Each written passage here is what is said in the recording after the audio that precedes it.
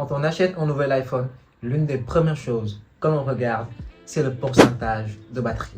Si par exemple, elle est à 100%, cela nous inspire confiance et on se dit que la batterie, elle est bonne. Mais si je vous disais que c'est un piège, oui, car certains vendeurs, pour pouvoir duper certains clients, pompent les batteries des iPhones pour faire croire un pourcentage de batterie qui n'est pas le vrai pourcentage de batterie de l'iPhone.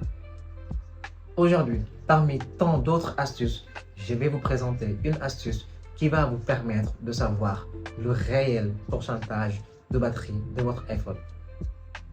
Bonjour YouTube, moi c'est Mohamed, élève ingénieur à l'Institut Polytechnique de Saint-Louis en génie informatique, et aujourd'hui je vais partager avec vous 8 astuces iPhone qui vont complètement changer votre manière d'utiliser votre iPhone. Let's go, c'est parti! Alors, une fois que vous avez cliqué sur le lien que j'ai mis en description pour télécharger le raccourci qui va nous permettre de savoir le pourcentage de la batterie de l'iPhone, ça va nous amener dans cette page. Là, on va descendre jusque là.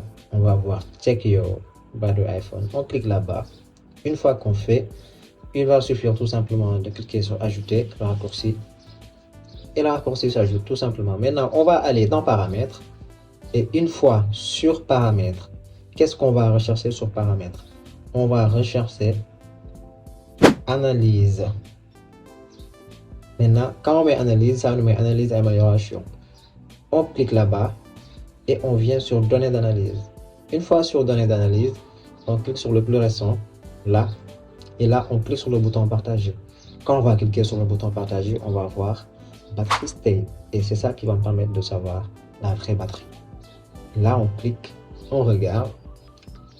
Quel est ce qui nous intéresse ici? C'est cette dernière qui dit que la batterie elle est à 71,65%. On dit OK. Alors que pourtant, si on vérifie la batterie de l'iPhone, on peut voir un résultat différent. Parce que tout simplement, la batterie n'est pas carrément réelle. Là, on clique, on vient. Regardez. Cette batterie a été pompée. Elle est à 82%. Et si je vous disais que sur votre iPhone, sur le dos de votre iPhone, il y a un bouton magique qui vous permet de faire différentes tâches. Nous, par exemple, aujourd'hui, on va utiliser ce bouton-là pour pouvoir ouvrir rapidement une application. Chacun peut personnaliser ce bouton à sa guise, mais nous allons utiliser ce bouton pour ouvrir spécifiquement l'application TikTok le plus rapidement possible. Let's go. Maintenant, on va utiliser ce bouton intelligent-là pour faire des choses intelligentes. Et oui, on va l'utiliser pour ouvrir très rapidement TikTok. Et ça, en tapotant juste 2 fois sur le dos, ça va nous permettre d'ouvrir TikTok.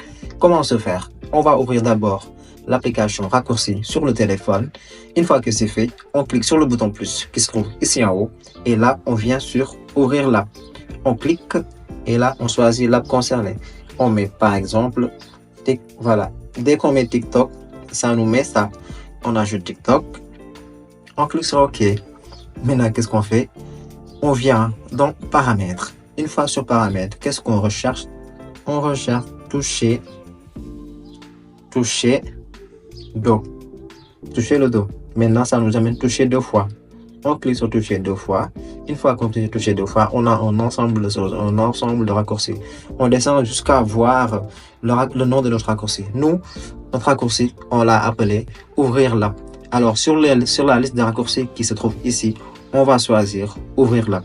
Et ça est là, ouvrir l'app. On clique et c'est OK. Maintenant, on va voir si notre bouton magique va marcher. On clique 2 fois sur le dos et on regarde. TikTok s'ouvre. C'est tout simplement ça. C'est tout simplement un gain de temps énorme. Et chacun peut le personnaliser à sa guise pour faire d'autres choses. Par exemple, moi, je peux le personnaliser pour ouvrir Netflix, pour ouvrir FaceTime ou bien ouvrir n'importe quelle application. Je peux même le personnaliser pour pouvoir faire une capture d'écran. C'est moi qui vois, par exemple, ce bouton-là. Comment est-ce que je vais l'utiliser ici dans Paramètres.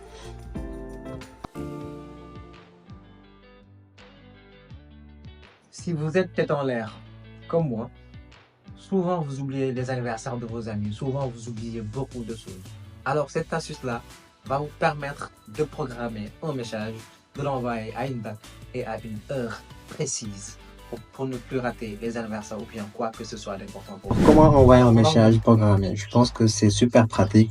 Supposons par exemple que le 1er juillet, c'est l'anniversaire de mon ami Fofana. Et moi, j'ai pas envie d'oublier ça. Je vais programmer l'envoi d'un message le 1er juillet à 0h pour lui souhaiter un joyeux anniversaire. Pour ça, c'est très simple. Je n'ai qu'à aller sur message. Et une fois sur message, je vais choisir son contact. Et dès que je choisis son contact, j'écris le message concerné. Je dis joyeux anniversaire. Je mets les emojis qui vont avec. Et là, avant d'envoyer, je clique sur le bouton plus. Quand je clique, j'ai l'option envoyer plus tard. Je clique là-bas. Maintenant, je vais choisir la date. J'ai dit le 1er juillet.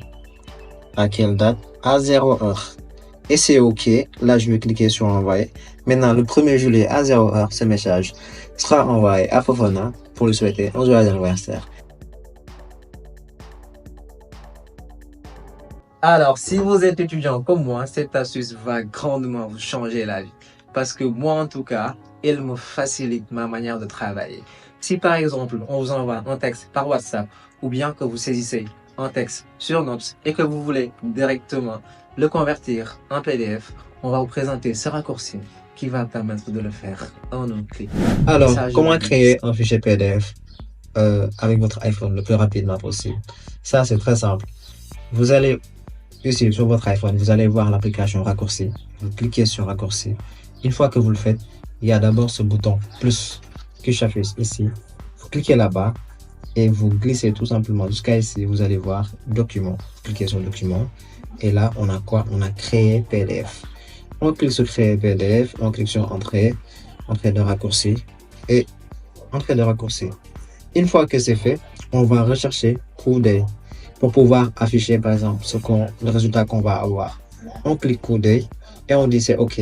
La dernière chose à faire maintenant, c'est cliquer sur ce bouton I qui va me permettre de cocher feuille de partage. Et une fois que c'est fait, on valide et on vient donner le nom à notre raccourci. Par exemple, nous on l'appelle PDF. C'est le raccourci qui va me permettre de faire un PDF. On l'appelle PDF. Et on dit c'est OK. Là, on va aller dans notre texte par exemple. On a cet texte-là sur Note. On va le convertir. On clique sur le bouton partager qui est là. On vient et regarder PDF. On clique. Et ça fait quoi? Ça le convertit en fichier PDF. Et on peut tout simplement cliquer sur ce bouton-là pour partager ça avec nos contacts ou bien inscrire ça dans Note ou bien là où on veut. Parfois, on peut nous emprunter notre téléphone et entrer quelque part. On n'a pas vraiment envie que la personne entre. Et peut-être qu'on a vraiment des choses à cacher. Alors, cette astuce va vous permettre d'exiger Face ID pour une application.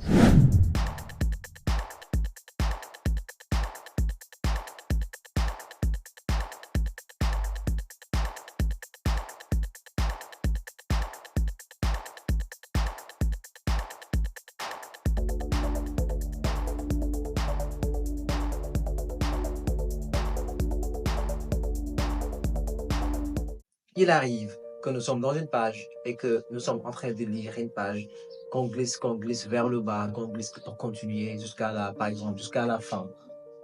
Mais on veut revenir au début de la page. Oui, comme je le disais tout à l'heure, il arrive parfois que nous sommes dans un texte ou bien qu'on lit quelque chose ou bien qu'on est dans une discussion. Par exemple, on est là, on descend jusqu'en bas et qu'on veut remonter en haut. Et parfois, ça peut prendre du temps d'être là à faire ça pour revenir vers le haut. Alors, il y a une chose qui est beaucoup plus simple pour ça. Il suffit de cliquer ici, n'importe où, ici sur le haut, pour que ça remonte automatiquement vers le haut, vers le début du texte. On clique là et immédiatement, ça revient au début. Et ça, c'est un gain de temps énorme et ça facilite vraiment la vie. Aussi, vous utilisez votre iPhone parfois pour lire, parfois pour rechercher un mot. Parce que oui, bien évidemment, on n'est plus dans une époque où on est là à aller chercher un mot. Par exemple, dans un dictionnaire ou bien sur le net. Ça prend vraiment du temps. Sachez qu'avec la barre Spotlight qui est trouvée sur votre iPhone, vous pouvez tout simplement voir ou bien rechercher le mot que vous voulez. Oui, le dictionnaire sur votre iPhone, ça va vous simplifier la vie. Moi, par exemple, je l'ai configuré déjà, je pense. Maintenant, ce que je vais faire, c'est très simple. Je vais voir dans paramètres, là, je tape dictionnaire. Dans paramètres, c'est beaucoup C'est beaucoup plus simple. Là, ça m'affiche les dictionnaires qui sont là. J'ai déjà téléchargé en français et en anglais. Si par exemple je voulais avoir un dictionnaire en allemand, j'allais juste cocher allemand. Maintenant, ça va se télécharger. Une fois que c'est fait, quand je vais rechercher par exemple un mot en français, il va me donner la définition en français. Là, il va me donner français-anglais. Ça va me permettre d'avoir la définition en français et en anglais. Donc, par exemple, supposons que je tape manger. Maintenant, regardez, il me donne manger verbe, je mets plus, il me donne, regardez là, il me donne la définition, il me donne les locutions qui vont avec le verbe manger, et voilà, tout ce qui se rapporte à manger. Est-ce que vous saviez que pour savoir par exemple votre taille, vous n'avez plus besoin d'aller chercher en centimètres? Oui, l'application mesure qui est incorporée dans l'iPhone est complètement faite pour vous permettre de faire ça. Et même pour mesurer quoi que ce soit. L'application mesure, ça facilite vraiment la vie. Et nous, on va vraiment pouvoir l'utiliser pour mesurer tout ce qu'on veut. Là, nous, on l'a pas sur nos barres d'application. On va le rechercher ici. On va taper mesure. Là, il apparaît, ou bien elle apparaît l'application. On l'avait pas encore utilisé. On clique sur accepter. C'est bon. Maintenant, regardez. Par exemple, je peux mesurer la taille de l'écran de mon MacBook. Je clique sur le point. Là, ça me donne le nombre de centimètres. Je viens jusque là. Il me dit 23 centimètres, par exemple, cette distance. Et c'est carrément pratique. C'était tout pour aujourd'hui. J'espère que ces astuces vous ont plu.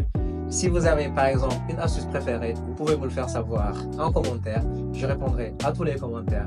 Et si aussi vous avez des critiques, je suis ouvert à toutes les critiques parce que c'est ma première vidéo et vos avis comptent beaucoup pour moi.